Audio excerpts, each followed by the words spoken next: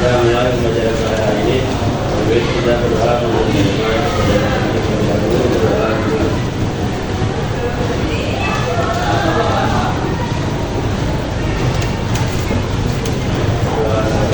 Abdul Wafi. Oh, tadi Abdul Wafi izin ya. Abdullah. Kemudian Ahmad Kaisar. Dimas. Isa. Muhammad Alfandi. Ya. Kali ini kira-kira kita akan belajar apa ya? Ada yang tahu? Saya tahu nggak?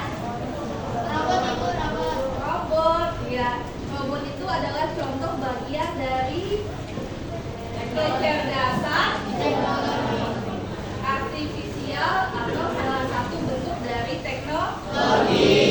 Oke, supaya belajarnya hari ini semangat, kita ice breaking dulu ya.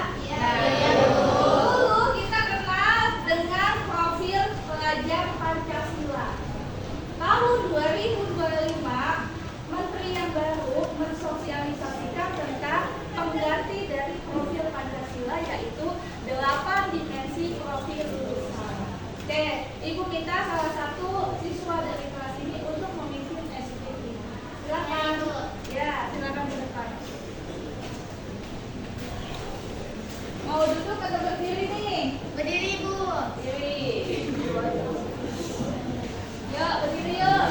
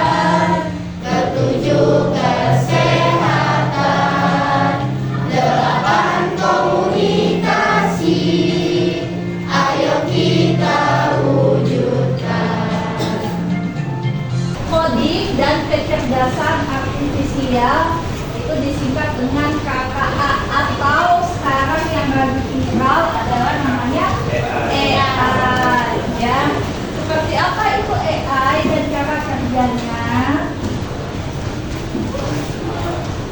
Nah, di sini karena pertemuan pertama ya, kita harus bisa memahami dulu apa itu kecerdasan artifisial dan menerapkan kecerdasan artifisial dalam sehari-hari.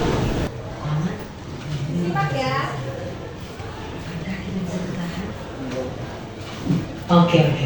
Jangan takut dulu. Ini cuma AI yang ada di film-film. Nyatanya mereka nggak senyeramin itu. Tapi apa iya? Apakah ada ancaman tersembunyi dari AI?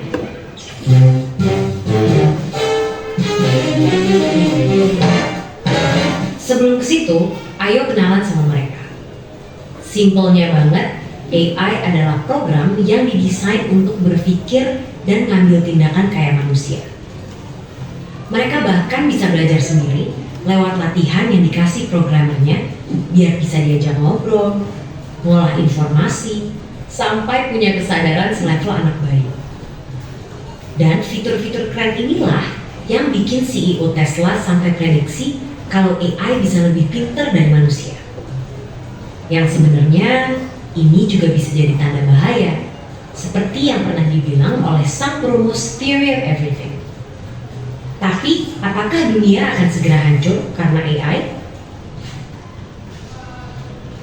Ternyata enggak juga. Karena bukan memburu manusia, tapi mereka bakalan jadi pesaing kita di pekerjaan. Dan kalau kita ngerasa pekerjaan kasar yang terancam dan yang industri kreatif itu aman, coba pikir lagi deh. Karena sekarang udah ada program yang bisa bikin gambar apapun sesuai instruksi dalam hitungan detik. Dia yang bisa bikin lagu tanpa perlu les musik, atau sampai program yang bukan cuma bisa bikin caption yang instan, tapi juga bisa nulis buku dalam 24 jam. Jadi, apakah para desainer, musisi, sampai penulis juga akan segera digusur oleh AI?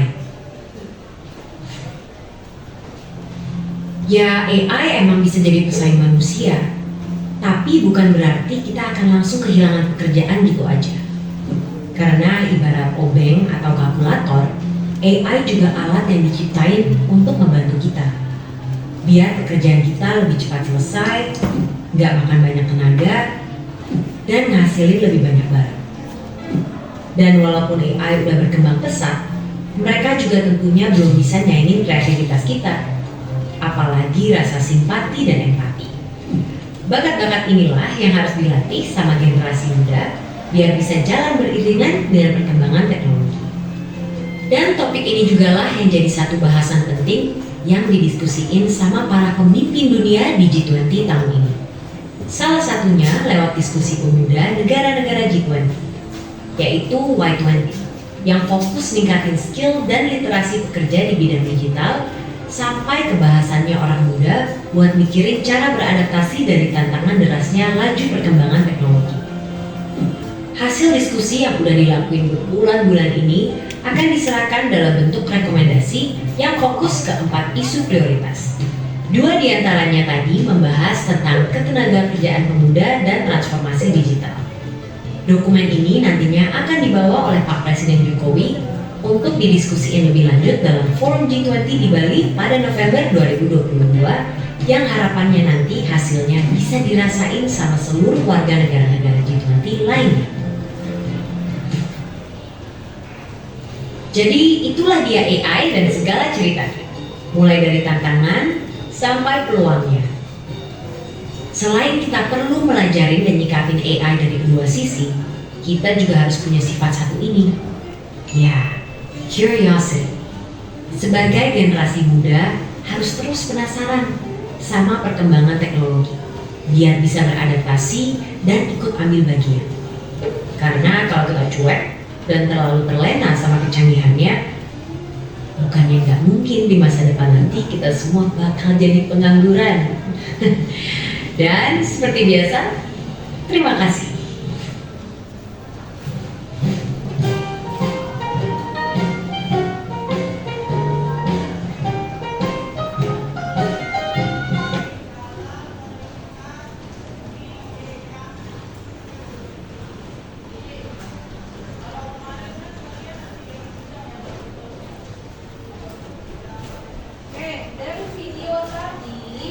Udah ada gambaran ya tentang apa itu AI atau AA. Kan bahasa Inggrisnya dia pakai AI, tapi kalau di kisah pelajarannya itu disebut dengan KA, kecerdasan artifisial. Sejarahnya dulu, KA itu ditemukan tahun 1956. Ya, tahun segitu Indonesia lagi ngapain? Lagi perang. Tapi di luar sana negara lain sudah mengembangkan tentang kecerdasan artifisial. Oke. Nah, KA didefinisikan sebagai ilmu dan rekayasa yang menciptakan mesin, terutama program komputer yang cerdas, yang bisa bekerja 24 jam, yang bisa diperintah kapanpun, yang bisa menulis buku, bisa menggambar, ya, dengan satu perintah. Apa namanya perintah itu? Ya. Bagaimana cara kerjanya? Nanti kita akan jelaskan lebih lanjut. Kemudian, nah di sini tadi. Kalau tadi tahun 1956, kita lebih update lagi tahun 2023.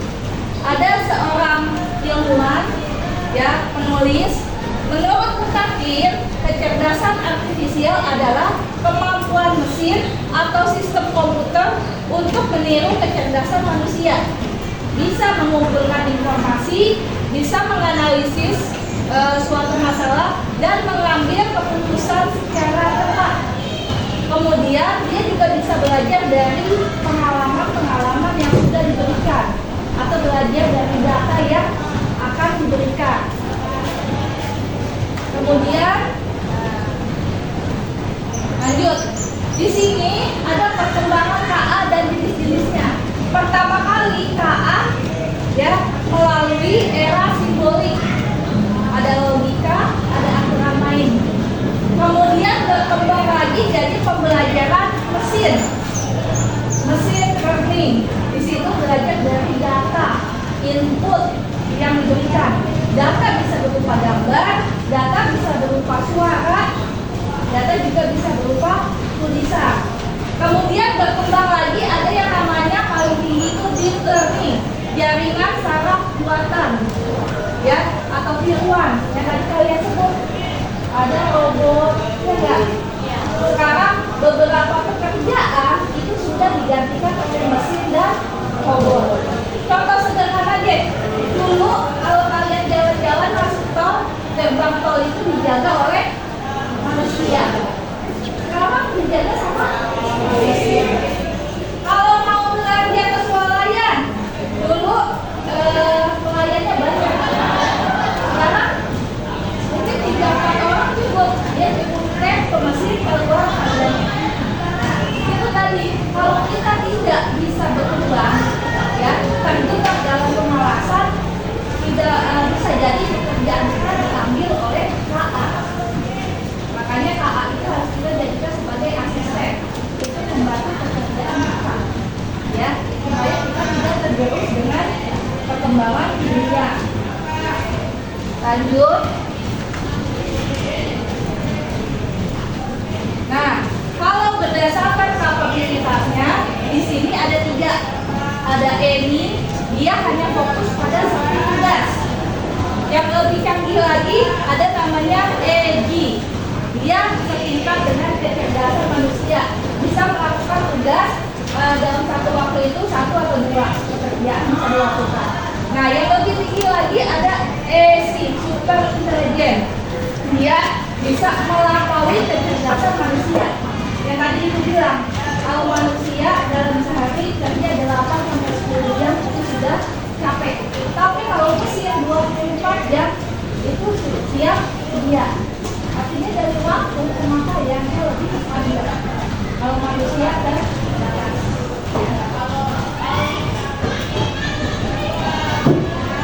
Nah, kemudian berdasarkan fungsinya ada reaktif mesin, ya. Kemudian ada yang namanya limited memory. Dia hanya bisa mengambil keputusan dalam jangka pendek. Itu berupa ChatGPT, Gemini, Copilot, DeepSeek, Gamma AI, dan lain-lain sejenisnya ya. Nah, kemudian yang di atasnya lagi ada namanya theory of mind. Sudah bisa memahami emosi dan keyakinan. Pernah nggak kalian bercakap-cakap dengan handphone? Jadi kalian misalkan habis diputusin sama cowok, gelisah, mau ngobrol ke teman sebangku, takut? Atau takut? Atau takut harus jadi kebuka? Kalian ngobrolnya sama AI. Saya sedang galau, bla bla bla. AI akan menanggapi. Pernah? Itu sudah bisa memahami emosi. Tidak hanya kita, bisa memahami emosi yang kita berikan. Di atasnya lagi ada self-aware. Sudah punya emosi, dia bisa memiliki kesadaran diri yang paling tinggi. Ya. Kemudian lanjut. Nah, karakteristik KA yang pertama, dia punya ciri khas yaitu belajar dari data, tergantung input data yang diberikan. Tadi ibu bilang bisa berupa gambar, tulisan, suara. Contoh Google. Malas ngetik, kalian tinggal voice note, ya enggak? Nanti keluar, nggak usah ngetik. Kalian ingin tahu botol ini harganya berapa? Belinya di mana? Tinggal di foto, ya enggak? Nah, itu salah satu bentuk dari teknologi. Dia belajar dari data input yang kita berikan. Yang kedua, dia bisa beradaptasi dengan waktu. Contohnya yang tadi, ketika kita ngobrol dengan AI, saya sedang punya masalah keuangan. AI yang menjawab, apa yang bisa saya bantu? Kamu ngobrol lagi. Jadi dengan percakapan yang kita berikan terus, dia bisa menunjukkan pengalaman yang sudah terjadi di masa lampau untuk mengambil keputusan di masa depan. Gitu. Kemudian karakteristik yang ketiga, dia bisa menggunakan algoritma dan model prediktif. Contohnya, misalkan hari ini mendung jam 4 sore, ya kan? Di sebelah barat Bekasi. Nah, dari situ bisa memprediksi bahwa akan turun hujan di daerah ini. Contoh sederhananya, kalau kalian lihat cuaca dari BMKG, jadi kejadian yang akan terjadi. Yang terakhir, karakteristiknya adalah yang keempat, dia bisa mengambil keputusan secara otomatis dan bisa mengenali pola yang tersembunyi. Ya, kalau manusia kan ambil keputusan lagi dulu, makan dulu, ya. Tapi kalau mesin enggak, dia tidak mengenal ruang dan waktu, maka mesin bisa mengambil keputusan. Nah, mungkin itu sebagian karakteristik dari KA. Untuk lebih jelasnya, di sini ada ilustrasi. Nah, seperti itu. KA bekerja lewat data masukan input. Semakin banyak data yang kamu berikan di awal, dia kerjanya semakin baik. Nah, seperti itu. Makanya baik sekali kalau antara manusia dan KA saling berkolaborasi. Dan itu ya gambaran mudahnya.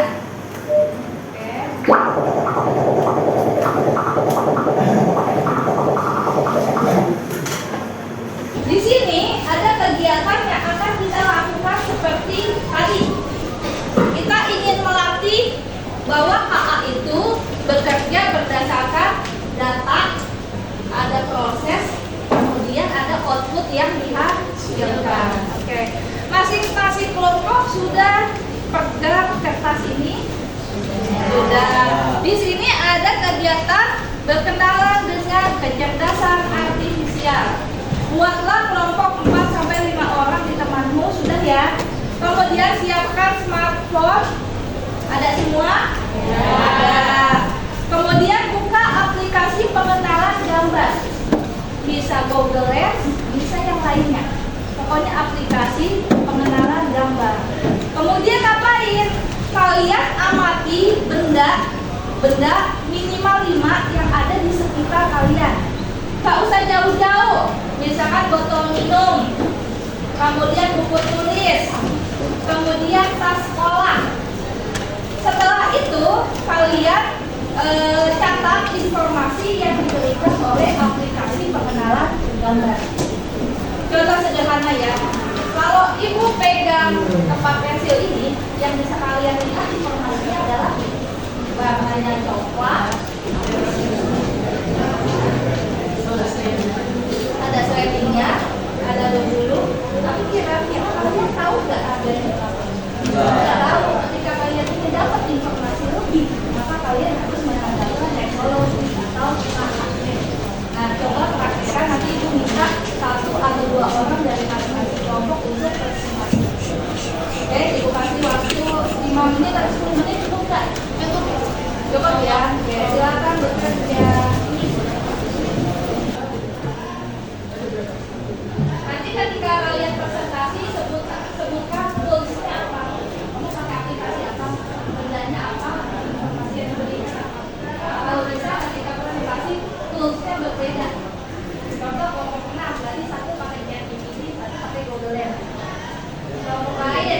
pakai Gemini sama Google Lens. Untuk lainnya pakai ini sama ini. Nah, nanti dari situ kita akan buat kesimpulan. Oke?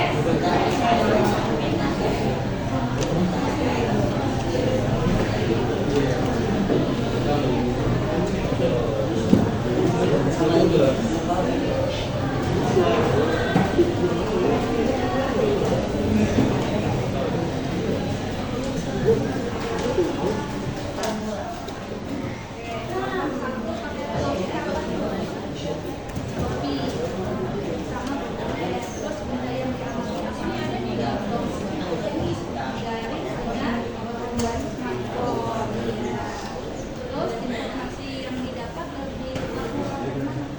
Lebih lengkap dari mana?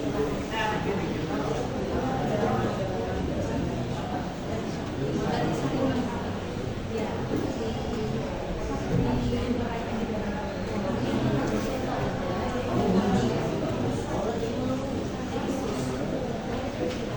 udah siap?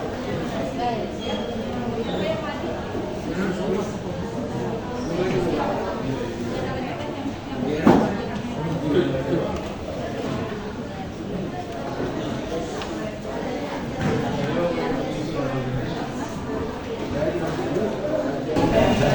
Assalamualaikum warahmatullahi wabarakatuh.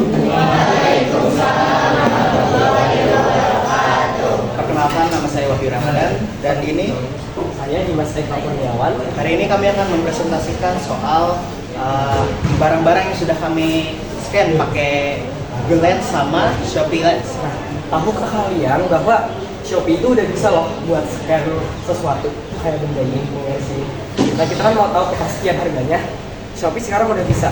Ini sekarang tinggal akses titik kamera yang di dekat pencahariannya. Nah, itu ada titik kamera. Nah, itu tinggal kita foto aja. Nah, ini langsung muncul harga-harganya. Harga buat perbandingan harga dari barang ini. Tapi kalau kalian mau nyari kayak spesifikasi dari bendanya, itu kalian bisa pakai Google Lens.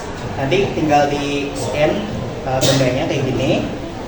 Nanti bisa langsung nongol kayak spesifikasinya apa, terus kapasitasnya berapa, RAM-nya berapa, gitu-gitu. Oke, cukup. Kesimpulannya? Kesimpulannya, kalau menurut kami, kalau yang kita pakai Google Lens, kita bakal bisa tahu spesifikasinya lebih lanjut. Tapi kalau kita mau perbandingan harga, kita bisa pakai Shopee Lens aja.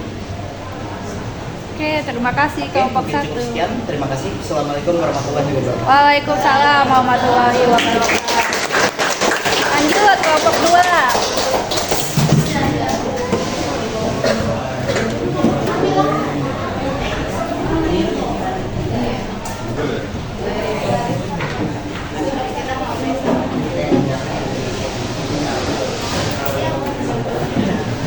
Udah, makasih. Habis ngapain ya? Konser.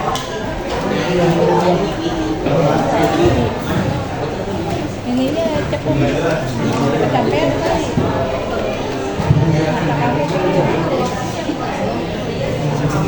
Dijepit aja di jilbab. Pencet.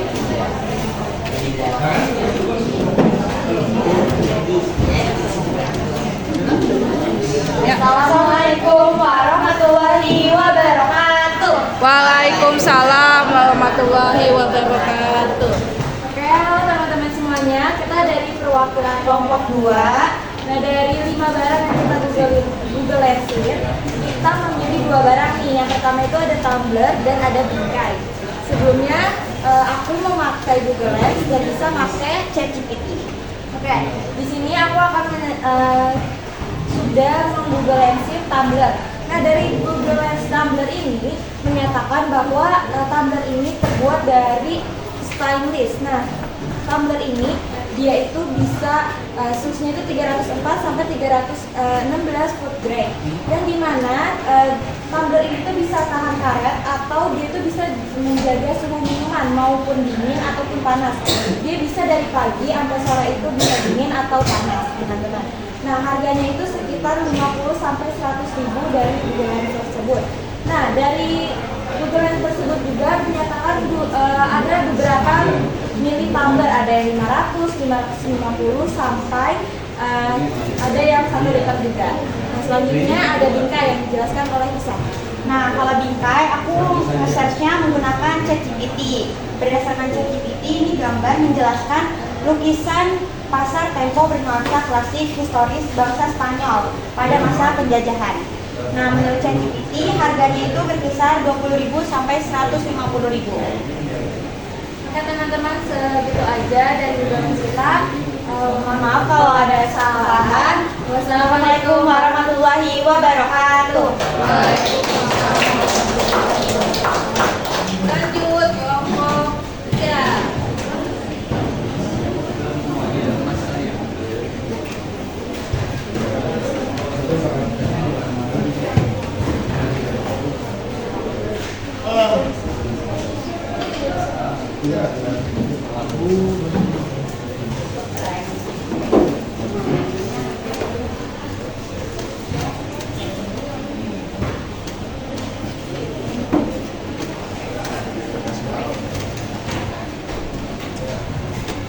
Ya, assalamualaikum warahmatullahi wabarakatuh. Jadi tadi kami di kelompok 3 ini udah melakukan praktek search barang atau memberikan data kepada AI yang bisa mengidentifikasi gambar. Jadi sebenarnya kerjanya itu pertama dia menerima data yang kita kasih, lalu mengidentifikasi barang tersebut, lalu mengeluarkan hasil-hasil dari identifikasi barang tersebut. Karena kalian sepengalaman kalian juga pasti pernah memfoto barang apa tapi yang muncul barang apa. Nah, jadi itu membuktikan bahwa sistem kecerdasan artifisial itu masih ada atau belum lepas dari suatu error. Nah, untuk barang yang kita identifikasi lewat mesin learning tadi atau aplikasi-aplikasi yang bisa identifikasi gambar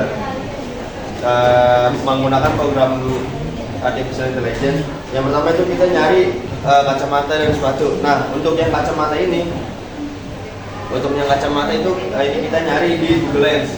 Nah, kalau untuk di Google Lens itu dia mengeluarkan langsung semua informasi. Jadi langsung semua informasi dikeluarin. Jadi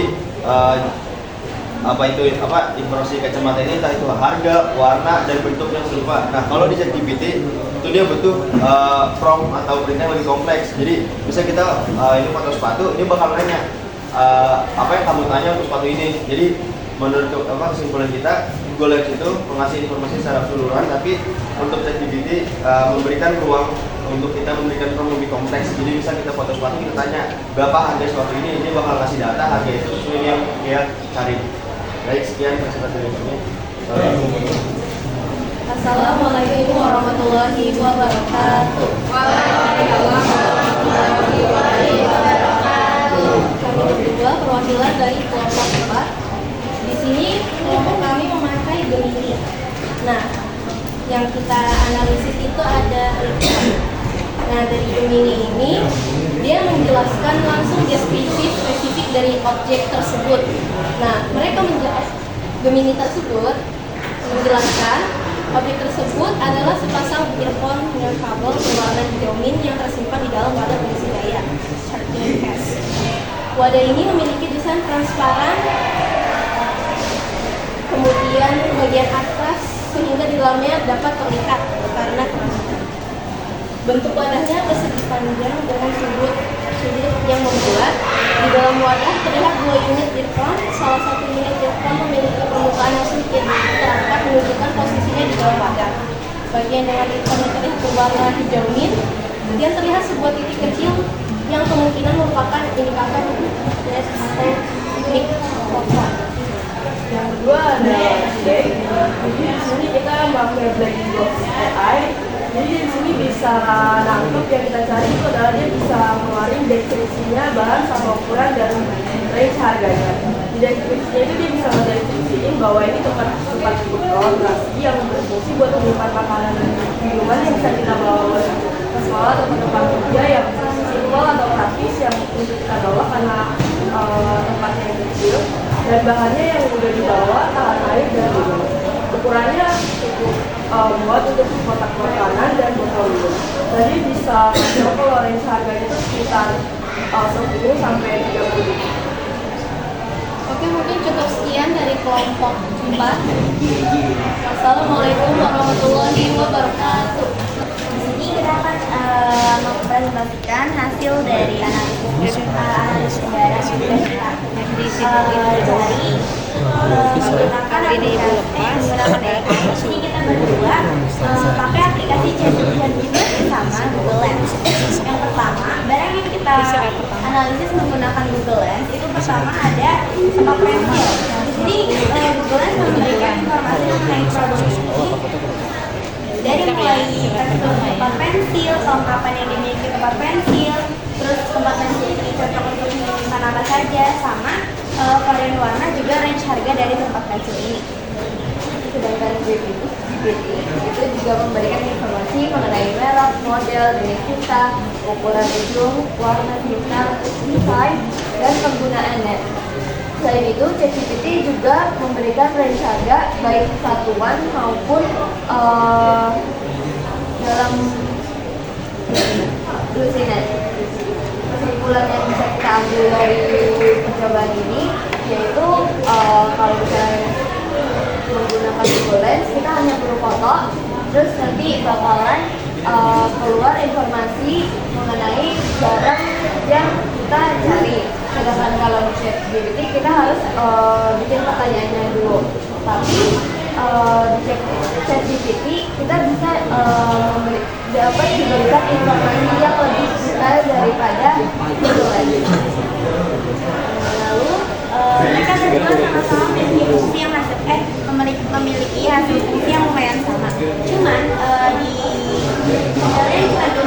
kita alami saat menggunakan Google Lens, itu Google Lens tidak bisa mendeteksi semua barang yang kita cari.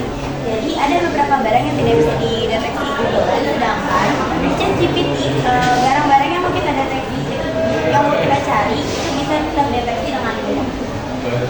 Mungkin sekian dari kami, kurang lebihnya mohon maaf. Wassalamualaikum warahmatullahi wabarakatuh. Kita langsung kesimpulan ya, dengerin ya. Jadi kesimpulan pembelajaran yang telah diajarin itu proses TKA tuh kayak gini. Jadi kita harus masukin datanya dulu. Jadi kita buat pertanyaan atau perintah suara, teks ataupun gambar. Terus nanti sama TKA itu bakalan diproses nih di pelatihan data. Lalu setelah diproses dia bakalan mengeluarkan keputusan, terus hasil karya seni atau prediksi dan saran. Itu kesimpulan dari pembelajaran hari ini mengenai kecerdasan artifisial. Oke, terima kasih kelompok 6. Tepuk tangan.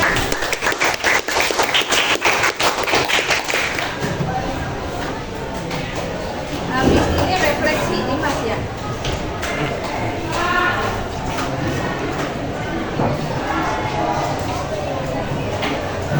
Refleksinya, kamu punya tambahan nih, Ibu tambahin. Perbandingan antara kecerdasan manusia sama KA. Dia maju, kamu punya argumen apa terserah, nanti Ibu tambahin dengan ini. Kalau menurut ini di saya apa ya? Apa? Argumen kamu dulu. Kamu dulu, nanti itu Ibu nambahin dikit. Nih. Jadi buat refleksi pembelajaran pada kesempatan kali ini adalah kita itu jangan sampai terkalahkan sama AI. Jadi kalau pakai AI dan pintar, kita kan mau dibuat jadi bodoh, jadi malas, jadi kayak nggak mau berpikir, lebih mau yang instan aja tanpa ada prosesnya. Nah itu ada kesimpulan lebih lanjutnya. Nah jadi kecerdasan artifisial itu tidak memiliki perasaan, hanya sekedar mengikuti instruksi saja. Tapi kalau dari kecerdasan manusia itu, manusia bisa berpikir sendiri dan memiliki perasaan serta kreativitas untuk terus berinovasi serta menciptakan ide-ide yang baru. Sedangkan artifisial itu, yaitu belajar dari data dan pemrograman yang diberikan oleh manusia itu. Nah, kalau manusia bisa belajar menghadapi hal yang berbeda dan mampu beradaptasi dengan lingkungan melalui sebuah interaksi sosial. Kalau kecerdasan artifisial itu hanya memahami hal yang ada di dalam, tapi kalau kecerdasan manusia bisa memahami konteks yang lebih luas. Berdasarkan datanya, kalau kecerdasan artifisial itu hanya bisa membuat keputusan berdasarkan angka dan pola. Namun, kecerdasan manusia bisa membuat keputusan dengan pertimbangan emosi, nilai moral, dan etika. Mungkin cukup sekian yang saya sebutkan. Kurang lebihnya mohon maaf. Assalamualaikum warahmatullahi wabarakatuh. Terima kasih, Dimas. Sedikit Ibu tambahin ya. Jadi secerdas apapun KA untuk urusan mengajar, memberikan informasi dia bisa. Tapi dia tidak bisa menggantikan posisi manusia. Kenapa? Karena manusia itu punya sisi humanistik. Ada perasaan, ada emosi, ada empati. Itu yang tidak bisa digantikan oleh mesin atau KA. Bagusnya antara KA dengan manusia saling berkolaborasi. Nah, sebagai penutup, di sini dunia akan semakin maju. Maka dari itu kita punya batasan dan tantangan KA. Yang pertama, kreativitas dan emosi tidak dimiliki oleh KA, hanya dimiliki oleh manusia. Kemudian ketergantungan data, ya, data yang dihasilkan tergantung input yang diberikan. Seperti itu. Yang ketiga, tantangan etika. Nah, yang tadi, saking canggihnya teknologi, jangan sampai kita terlena, kita jadi malas, ya. Nanti bisa-bisa kita yang digantikan oleh KA. Akibatnya apa? Banyak pengangguran. Ini yang harus kita sikapi ke depannya. Mungkin untuk saat ini itu aja, ya. Untuk pertemuan selanjutnya nanti kita bahas tentang penggunaan KA di berbagai bidang. Bisa pendidikan, bisa industri, bisa kebudayaan, dan lain-lain. Kurang lebihnya mohon maaf. Wabillahi taufiq wal hidayah. Wassalamualaikum warahmatullahi wabarakatuh. Waalaikumsalam warahmatullahi wabarakatuh.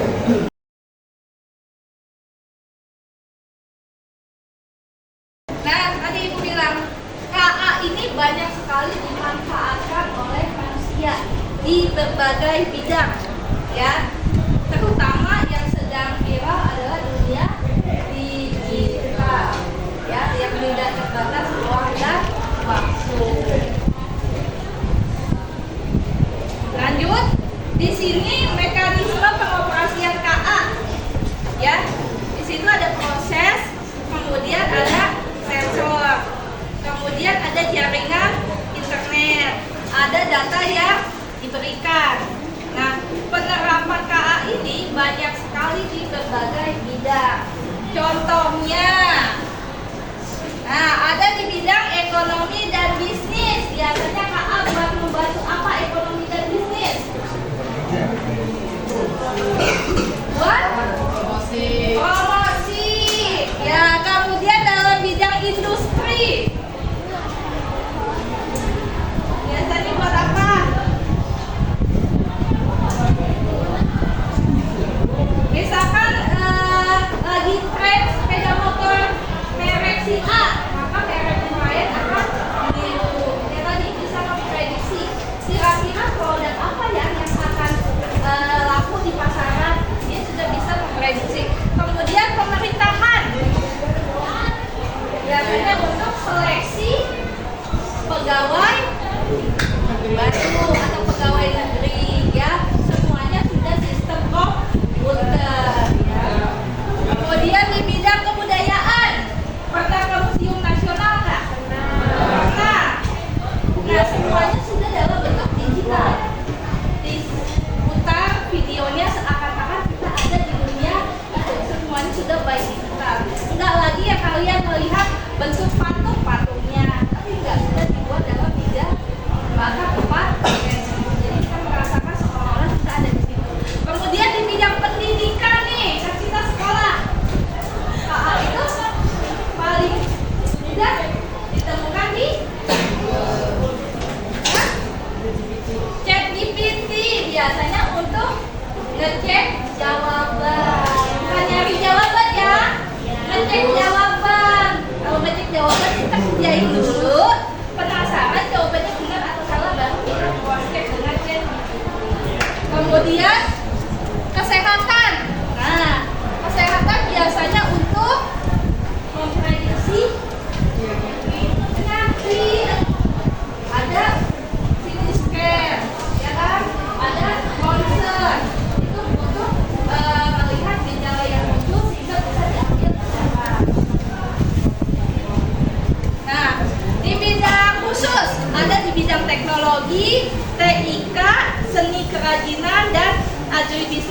dari keempat ini yang paling dekat sama kalian apa? Yang ada di sekolah. TIK. Di kelas 11 ada belajar TIK nggak? Ada. Kira-kira lagi belajar apa tuh? Coding. Sama siapa? Nesi. Oh, besok bisa gabung Asri sama Bu Nesi kolaborasi. Bisa. Kerjain tugas fisika dengan coding. Nah, ini pekerjaan-pekerjaan yang akan muncul di masa depan dengan bantuan KA. Ada data scientist, ada machine learning, dan lain sebagainya. Oke, karena kita bicara di dunia pendidikan yaitu sekolah, bisa nggak sih yang ajak di depan ini bukan Bu Astri, tapi Bu Leni, tapi dalam bentuk apa? Hologram? Bisa ya? Di luar negeri sana udah ada kan sekolah yang kayak gitu? Bahkan ada yang sekolahnya di rumah aja, nggak di sekolah. Ya, yang penting dia punya komputer, dia punya jaringan internet, dia bisa sekolah di mana. Nah, itu sudah terjadi di luar sana. Nah, untuk saat ini Indonesia belum, tapi tidak memungkinkan beberapa tahun ke depan akan seperti itu. Nah, karena kita bicara di bidang pendidikan, maka untuk tugas hari ini, nah, sudah Ibu bagikan kertas ya, seperti ini ya. Sudah diperbanyak oleh kelas 11A. Ya. Jadi tugas pertama, nah tadi kan kita bicara tentang guru. Bisa nggak guru digantikan oleh robot? Mungkin dalam hal mengajar bisa, tapi kalau dalam hal mendidik sampai saat ini belum bisa. Nah, supaya kita tidak ketinggalan dengan negara tetangga, coba kalian cari informasi robot guru di dunia dengan syarat ya tiap kelompok tidak boleh berasal dari negara yang sama. Contohnya negara maju apa aja sih di sini yang terkenal?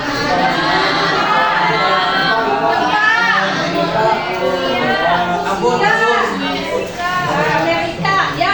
Tentukan negara mana yang akan kalian bahas robotnya. Nama robotnya apa? Kerjanya seperti apa? Ya, kelebihannya apa? Dan ketika kalian dapat bahan bacaan atau informasi, tolong tuliskan dari sumber apa. Misalkan www.w apa. Jadi yang kita dapat itu berupa fakta, bukan cerita atau bukan gosip. Ya, nanti satu kelompok perwakilan maju 2 sampai 3 orang.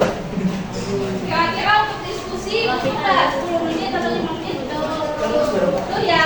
Oke, silakan dikerjakan tugasnya. Nanti kalau udah siap, maju dari kelompok 1 langsung estafet. Ya, jadi ya punya robot yang berjalan. Ini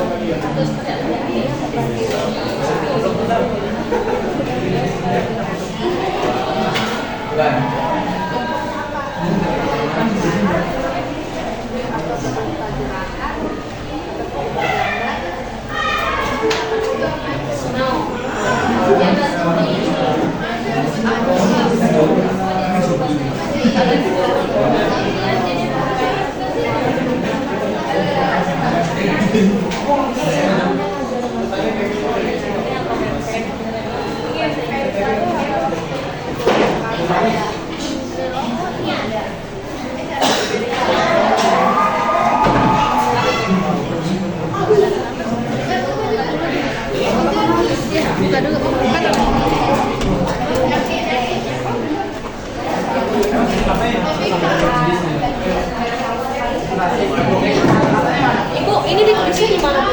Apa? Ditulisnya nanti langsung tampilin aja. Oh. Ini Ibu stop dulu karena ini fokus. Ya. Langsung tampilin aja terus kamu tambahin dengan cerita. Kalau di YouTube kan bagus sekali ya. Di robotnya otomatis di YouTube. Kita lihat presentasi dari kelompok 1.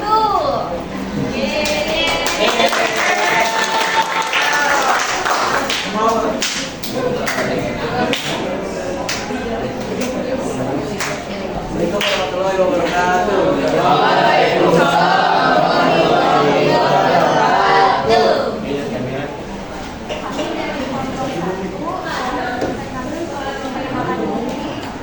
Perkenalkan, nama saya Hana Nur Kamila Munifah. Nama saya Tasya Nabila Tika.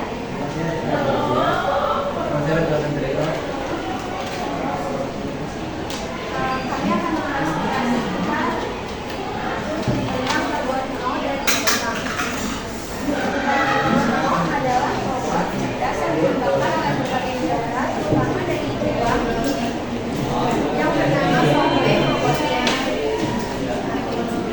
Robot ini biasanya digunakan untuk membantu mengajar di kelas, termasuk mendapatkan, mengenali wajah, bahkan mengajarkan bahasa asing, serta mendampingi proses pembelajaran yang interaktif dan menyenangkan.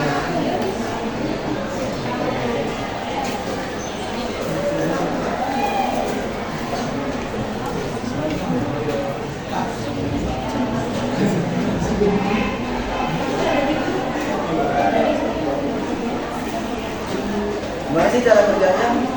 Input dan output itu suara. Jadi si murid bisa ngomong ke robot, robot bisa balas juga. Gak pakai gerakan tangan, gak pakai layar senyum. Bener-bener kayak ngobrol biasa. Feedback di real time. Kalau salah kan robotnya bilang kayak gini. Kalau benar dia puji kayak very good, biar makin pede dan semangat latihan jauh.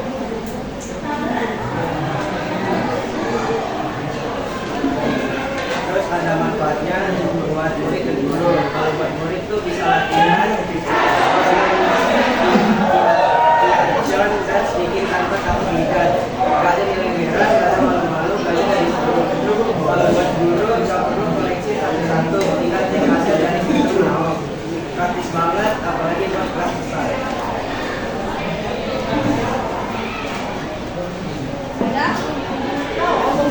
Mampu menjawab pertanyaan siswa dengan instruksi, bahkan bisa menari atau menyanyi untuk menarik perhatian Penjelasan buatan AI dalam nol membuatnya bisa memahami perintah, suara, dan respon dengan baik. Robot ini membantu siswa lebih semangat belajar dan juga memperkenalkan teknologi modern sejak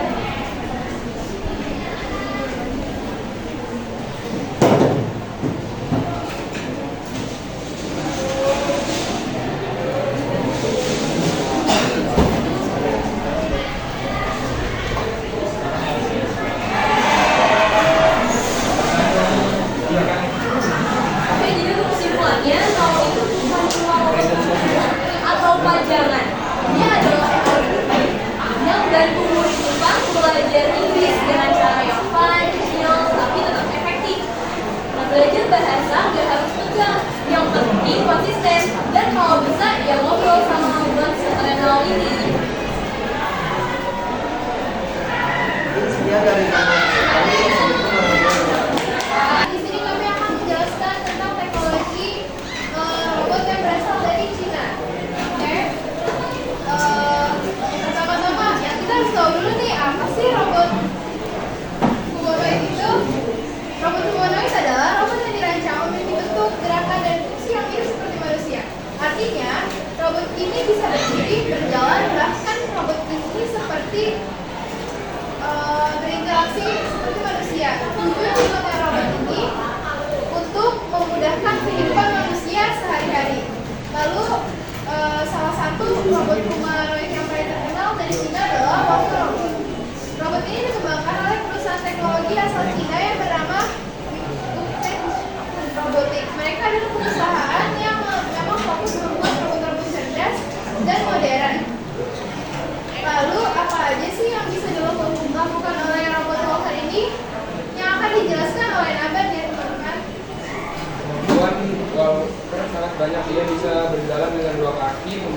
membantu membawa barang ringan, bahkan bisa menghibur. Misalnya warga bisa menari, bermain piano, dan menjadi teman ngobrol anak-anak. Dia juga bisa menjadi asisten rumah tangga, misalnya mengantar barang atau membantu lansia yang tinggal sendiri. Lalu kenapa Walker robot diciptakan? Walker dibuat dengan tujuan utama untuk membantu manusia, terutama dalam pekerjaan ringan di rumah, kantor, atau tempat umum. Selain itu, robot ini juga menjadi bukti bahwa Cina sudah sangat maju dalam bidang teknologi, khususnya robotika dan kecerdasan buatan atau AI. Cina ingin menunjukkan kepada dunia bahwa mereka bisa menciptakan teknologi setara bahkan melebihi negara maju lainnya. Robot juga merupakan bagian dari pengembangan kecerdasan buatan di Cina. Tanpa AI, robot ini tidak akan bisa berpikir atau mengambil keputusan sendiri. Cina memang sedang berfokus untuk menjadi pemimpin dunia dalam bidang AI, dan Walker adalah salah satu hasil nyata dalam ambisi itu. Jadi dapat kita simpulkan bahwa Walker robot bukan hanya teknologi keren yang bisa berjalan dan menarik, tapi juga cerminan dan kemajuan teknologi di Cina. Robot seperti ini bisa menjadi inspirasi kita semua untuk terus belajar dan berkembang agar suatu hari nanti Indonesia juga bisa menciptakan robot canggih seperti Walker. Kurang lebih penyampaian dari kami tentang robot dari Cina ini, kurang lebihnya mohon maaf, dan ada perkataan yang salah mungkin. Ya, terima kasih. Assalamualaikum warahmatullahi wabarakatuh.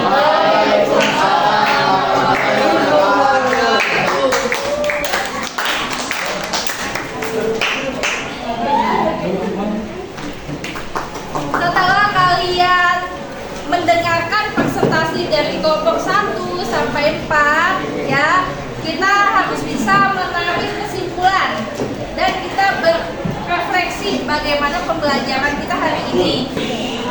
Assalamualaikum warahmatullahi wabarakatuh. Waalaikumsalam warahmatullahi wabarakatuh.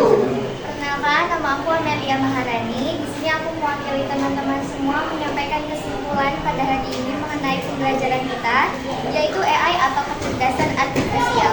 AI merupakan teknologi yang memungkinkan mesin untuk melakukan tugas-tugas cerdas seperti layaknya manusia. Tugas-tugas cerdas seperti manusia dengan kemampuan untuk memproses data, mengenali pola, serta membuat keputusan. Seperti yang sudah kita pelajari pada hari ini, yaitu tentang pemahaman AI, evaluasi AI, jenisnya, fungsionalnya, serta karakteristiknya. Dengan demikian, AI memiliki potensi besar untuk meningkatkan kehidupan dan masyarakat, tetapi perlu dikembangkan dan digunakan dengan bijak serta bertanggung jawab, karena AI bisa menguntungkan kita, tetapi juga dapat merugikan kita. Sekian kesimpulan yang bisa saya berikan mengenai AI atau kecerdasan artifisial. Wassalamualaikum warahmatullahi wabarakatuh. Waalaikumsalam warahmatullahi wabarakatuh. Kamarnya tidur. Langsung aja, Bu. Oke, Assalamualaikum warahmatullahi wabarakatuh. Waalaikumsalam warahmatullahi wabarakatuh. Sebelumnya, perkenalkan, nama saya Nabila Bilqis Zakria. Di sini saya selaku perwakilan dari kelas 11A ingin menyampaikan refleksi tentang materi yang sudah disampaikan oleh Bu Asri hari ini. Refleksi yang saya akan sampaikan pada hari ini meliputi kelebihan dan kekurangan. Kelebihannya terlebih dahulu. Dari sini saya bisa memahami dan mempelajari kelebihan dari AI yang memicu cara berpikir manusia dan yang sudah banyak digunakan dalam kehidupan sehari-hari. Dan kelebihannya seperti mempercepat pekerjaan, mudah untuk seseorang untuk melakukan sesuatu. Oke, tetapi juga ada kekurangannya seperti adanya kekurangan lapangan pekerjaan dan berisiko akan disalahgunakan. Dari pertemuan ini saya belajar mengenai pentingnya untuk memahami dan menggunakan AI secara bijak serta semakin tertarik mempelajari teknologi dimanapun. Yang saya akan lakukan di masa depan, di masa yang akan mendatang, yaitu yang pertama berpikir inovatif, yang kedua yaitu terus belajar dan beradaptasi, yang ketiga yaitu menguasai AI, dan yang keempat itu berpikir kreatif dalam memaksimalkan penggunaan AI. Sekian refleksi yang dapat saya sampaikan. Mohon maaf bila ada salah